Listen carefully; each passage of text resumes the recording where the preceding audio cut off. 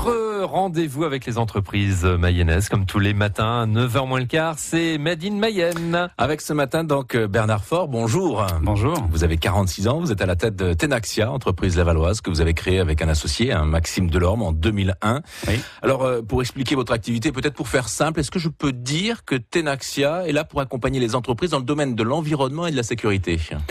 Oui, vous pouvez absolument dire ça, dans le domaine de l'environnement, de la sécurité et de la responsabilité sociétale des entreprises. Alors, qu'est-ce que ça veut dire tout ça ? Oui, c'est ça le problème. Concrètement, qu'est-ce que ça veut dire ? Ça veut dire qu'en fait, on aide les entreprises sur ces thématiques en leur fournissant à la fois une plateforme logicielle qui s'utilise sur Internet, un petit peu comme Google, pour la gestion de ces thématiques-là, et en même temps des prestations de conseil autour de ça. Alors, je peux peut-être vous donner deux exemples. J'allais vous le demander quand même, parce que pour le moment, c'est un peu flou quand même. Alors, un premier exemple. Aujourd'hui, en moyenne, une usine en France est concernée par approximativement 3500 exigences réglementaires sur ces sujets. Donc, c'est énormément d'informations à gérer, énormément de contraintes pour l'entreprise. La sécurité des salariés, la sécurité des personnes au poste de travail. Oui, d'accord. Et la sécurité environnementale, effectivement. Voilà. Combien vous avez dit ? 3500. Oui, donc c'est exigences réglementaires. C'est pas 35, c'est pas 350, c'est 3500.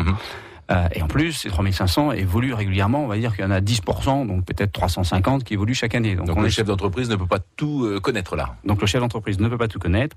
Et donc il a besoin à la fois de gens qui sont capables de lui dire, voilà, les exigences réglementaires qui vous concernent dans ces domaines sont celles-ci, d'une part. Et d'autre part, il a besoin d'outils pour gérer cette quantité importante d'informations, de mettre en place des plans d'action, etc. Donc nous, on apporte ces deux choses-là en même temps. Et de quelle façon alors ?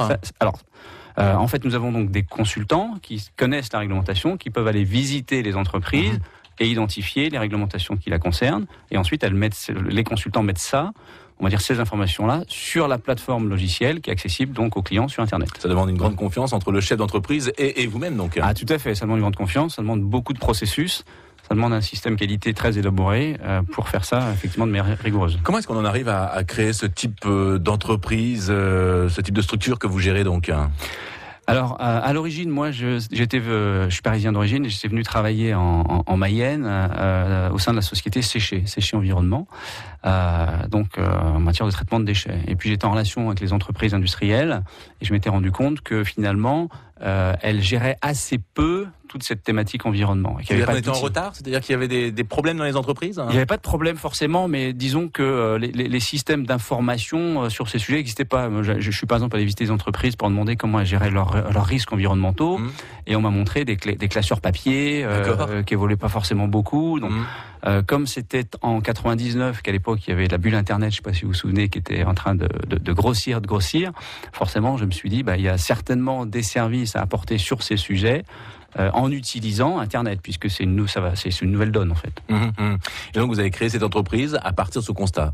Donc j'ai créé l'entreprise à partir de ce constat et en commençant par traiter la problématique des déchets, et puis progressivement on a étendu avec effectivement mon associé Maxime et puis nos collaborateurs qui petit à petit nous rejoignent. Alors quelles sont les entreprises mayennaises qui vous consultent, qui font appel à vos services ? Des entreprises mayennaises, il y en a. Je vais citer par exemple Gruau, je vais citer Sogeval, je vais citer Vilo, les pompes Samson, par exemple, pour prendre des entreprises. Alors c'est vrai que vous êtes installé en Mayenne, mais vous ne travaillez pas uniquement avec les entreprises mayennaises. Non, pas uniquement. Et je dirais même qu'au début, on a plutôt cherché à éviter. C'est-à-dire qu'on se disait en gros. Tant qu'à faire des bêtises, si éventuellement on en fait, autant les faire loin. D'accord. Voilà.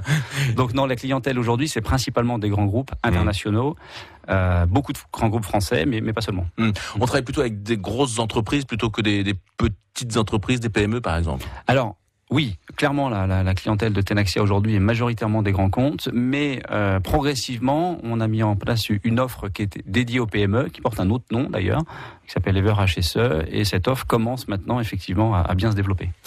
Alors vous nous l'avez dit, vous êtes parisien au départ, vous êtes donc venu vous installer en Mayenne, vous allez nous parler de tout cela dans quelques instants si vous le voulez bien, et puis on va revenir aussi sur votre entreprise qui a l'ambition également d'aller bien au-delà de nos frontières. À tout de suite messieurs. France Bleu, France Bleu.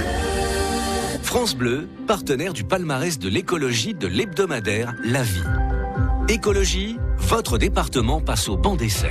Ce jeudi, dans l'hebdomadaire La Vie, découvrez les lauréats du palmarès de l'écologie 2014. France Bleu se met au vert avec le palmarès de l'écologie de la vie. Plus d'infos sur francebleu.fr.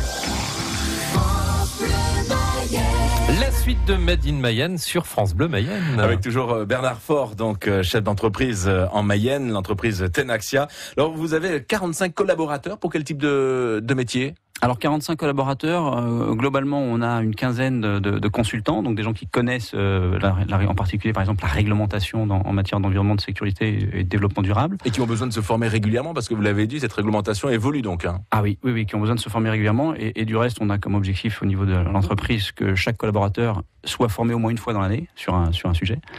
Et puis donc on a également toute une équipe pour le développement des logiciels, donc une équipe plutôt de gens qui conçoivent et qui développent les logiciels, donc à peu près aussi une quinzaine de personnes.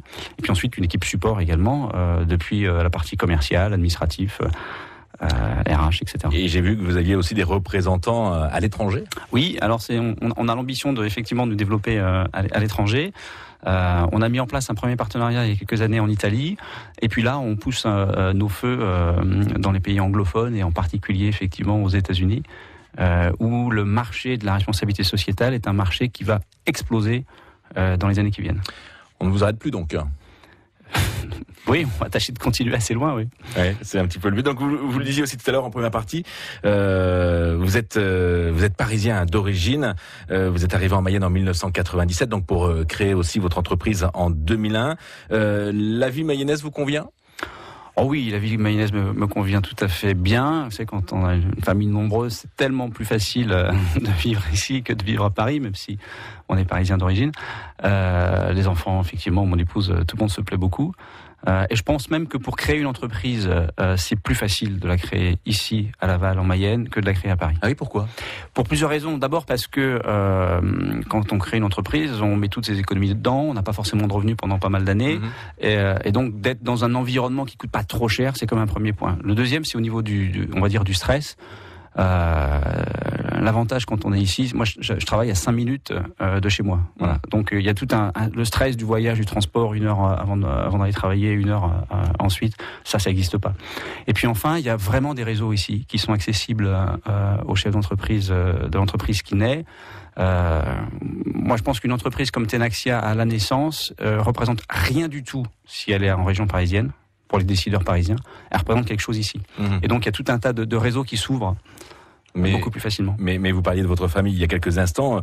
L'offre culturelle pour les activités sportives aussi pour les enfants est quand même moins importante qu'en région parisienne. En activité sportive, non. Il y a vraiment quasiment, enfin tout ce que les enfants peuvent vouloir faire se trouve ici. Et culturellement, peut-être, mais il y a quand même suffisamment. Et puis on passe pas notre temps non plus à chercher à aller au musée ou autre. Bon. Donc non, ils en souffrent absolument pas. On n'est pas si loin que ça. Et puis on n'est pas si loin, bien sûr. Ouais. Alors régulièrement dans Made in Mayenne, on aime aussi aborder des sujets qui sont dans l'air du temps, qui intéressent aussi les chefs d'entreprise. Alors quels sont ceux qui vous passionnent en ce moment, les sujets pour lesquels vous vous sentez concerné ? Alors les sujets d'actualité pour lesquels je me sens concerné, j'en ai identifié 2. Le premier, c'est la famille, si on fait un petit lien avec ce qu'on vient de dire précédemment. Vous savez, quand on est chef d'entreprise, on sait que il faut bien sûr faire évoluer l'entreprise, mais attention à tout ce qui concerne son business model, c'est-à-dire sa vraie identité, ce qui fait que l'entreprise existe et ce qui fait qu'elle se développe. Et je pense que la famille fait partie du business model de la France. Et donc, moi j'ai malgré tout quelques inquiétudes aujourd'hui sur la manière dont on traite ce sujet. Je ne sais pas si on a appliqué par exemple le principe de précaution à toutes les réformes qui touchent de près ou de loin la famille aujourd'hui. Ça, c'est le premier sujet, un petit peu un cri du cœur. Et puis un deuxième qui est beaucoup moins polémique mais passionnant, c'est la sonde Rosetta. La sonde Rosetta qui va aller bientôt se poser sur une comète. On est loin de la Mayenne. On est très loin de la Mayenne. Mais c'est assez vertigineux de voir ce que peut faire l'esprit humain. On a une sonde qui a quitté le système solaire il n'y a pas très longtemps. Maintenant, on va se poser sur une comète qui a des centaines de millions de kilomètres. Et vous pensez que ça peut avoir des répercussions ici, par exemple, sur la Mayenne ? Ça a des répercussions, bien sûr, sur l'ensemble de l'économie. Toutes ces recherches fondamentales ou appliquées ont des applications, clairement, oui, sur la vie de tout le monde. Merci beaucoup Bernard Faure d'être venu dans nos studios ce matin pour Made in Mayenne. Je le rappelle, vous êtes le dirigeant de Tenaxia, donc entreprise lavalloise. Écoutez, merci à vous. Entretien réécouté sur francebleu.fr.